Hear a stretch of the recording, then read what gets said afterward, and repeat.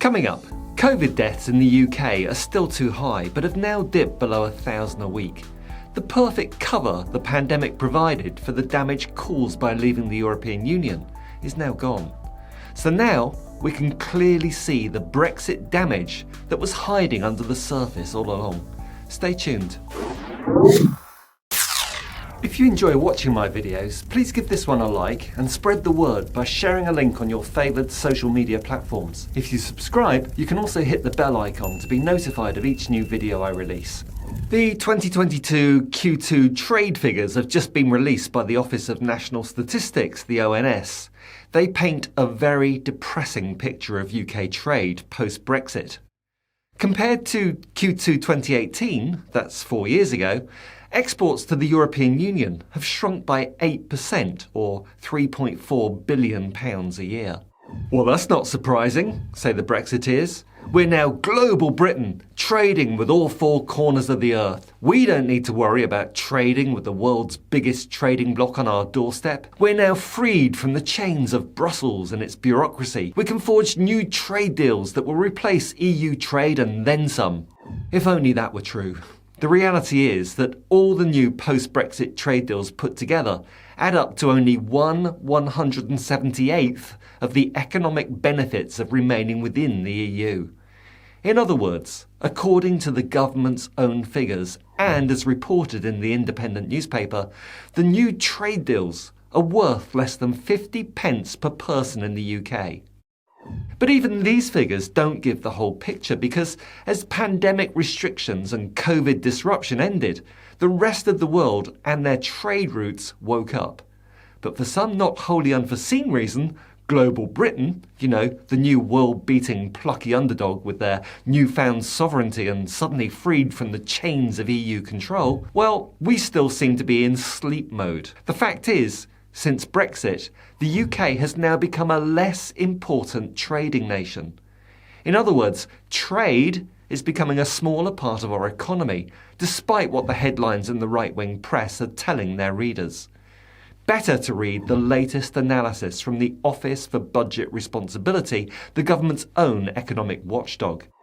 Take a look at this chart, which shows the volume of exports from the UK compared to other peer economies. You'll see that the chart takes the trade volume figures for 2019 and indexes them all at 100, so they can be compared like for like. So, since 2019, goods export volumes from the UK, shown in light blue, have trailed exports from Japan, the average for all advanced economies, the USA, and the euro area. Sure, all these economies suffered a similar collapse of trade during COVID, but the UK has clearly trailed its competitors. Trade in the advanced economies fell by 20% during the first wave of the pandemic, but all of them ended up on average 3% higher than before COVID by the end of last year. By contrast, the UK's global goods exports remained 12% below pre-pandemic levels. The New European newspaper recently reported on a study by Aston University's Business School based on data from the United Nations Trade and Development Arm. It found that the UK's trade has fallen behind the rest of the world. Global trade has not just recovered from the pandemic, it's actually now grown by 20% compared to its pre-COVID level. But the UK's trade has flatlined, growing by a meagre 1/3 of 1%, which in round percentage terms is zero, as shown on this chart. So while rivals like Germany and Japan have seen trade surge by 9%, the USA by 17%, and Italy by 23%, and plucky little Belgium coming in at a 48% growth figure, the UK's trade has grown by sod all. This chart clearly shows the true economic disaster of Brexit. Foreign trade is generally a very good thing. It improves competition, it improves consumer choice and productivity. If any Brexiteer starts yelling "Global Britain" at you to justify their membership of the cult, just show them this chart. It shows that literally the opposite is the case. Far from becoming more global, the UK is becoming more and more insular. The latest report from the Resolution Foundation and the UK and a Changing Europe think tanks illustrate this problem very clearly. the UK has seen its trade openness decline sharply. Trade openness is actually a thing. It's a measure of the extent to which a country is engaged in the global trading system, and is calculated by measuring the ratio between the sum of exports and imports and the country's GDP, gross domestic product. Take a look at this quite striking chart showing the percentage change in trade openness from 2019 to 2021, bridging the period during which the UK left the European Union. Compared to other advanced economies of a similar size, the UK has seen a fall in trade openness more dramatic than any of its peers. Brexit has made us less open to trade, with an 8% fall in trade openness, while at the same time, the EU has increased its trade openness despite Brexit. But don't forget, Brexit was going to hurt the EU, not the UK, we were told. So why has this happened? Well, increasing red tape and uncertainty mean a lot of companies within the EU just aren't bothering to sell into the UK, or are not willing to take on the additional risks of trading with a third country outside of the EU bloc. Those of you that watch the excellent videos produced by my good friend Michael Lambert will know that his import business collapsed because no EU suppliers were able or willing to sell into the post-Brexit UK because of all the non-tariff barriers of documentation and Brexit red tape. The figures tell us that while British industry has had little choice but to take on the added costs of Brexit red tape to export to a market of 447 million customers in the EU, our former colleagues within the EU have often decided that selling to just 66 million Brits is just not worth the added bother and expense. Ah, say the Brexiteers, this is good news because good old British companies will be forced to use good old British suppliers. And of course this is absolute bollocks.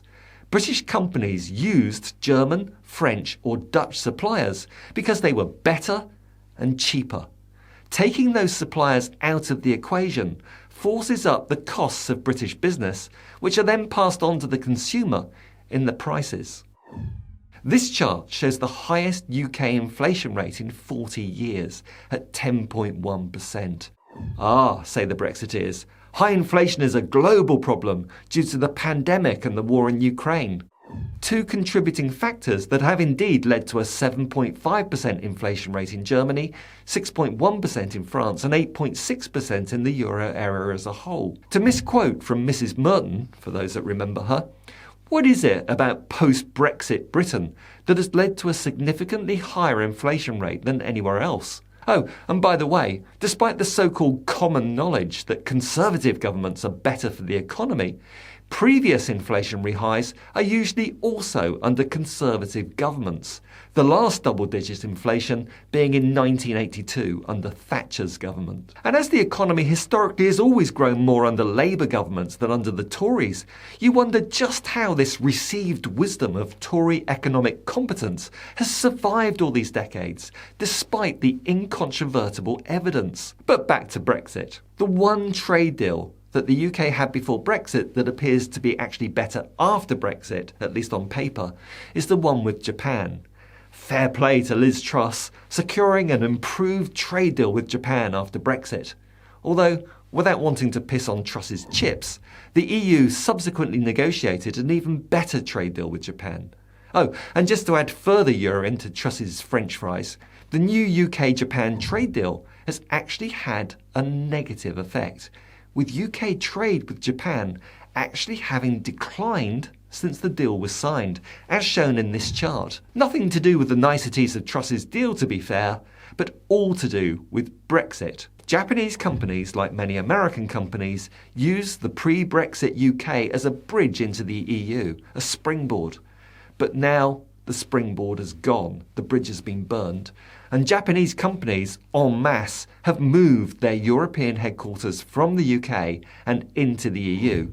The chart shows clearly what happened after Brexiting in January 2020, with both UK-Japan goods and services trade decreasing. And that was the shining star in the Brexit firmament, the glistening Truss trade deal with Japan. Hardly a shock that even this deal led to a decline in trade. And for trade globally, All Brexit has done is just added extra cost and red tape onto business with endless form filling, new testing and safety regimes that just copy and sit alongside the existing EU ones and hence double the costs for business and lead to all sorts of delays at our borders. And don't forget, we've not yet taken back control of our borders by introducing the required Brexit checks on imports. Jacob Rees-Mogg has announced that would be far too expensive and an act of self-harm. See for yourself. You're admitting that this could save £1 billion, which means that checks would have cost £1 billion. I thought post-Brexit checks were not going to be disruptive.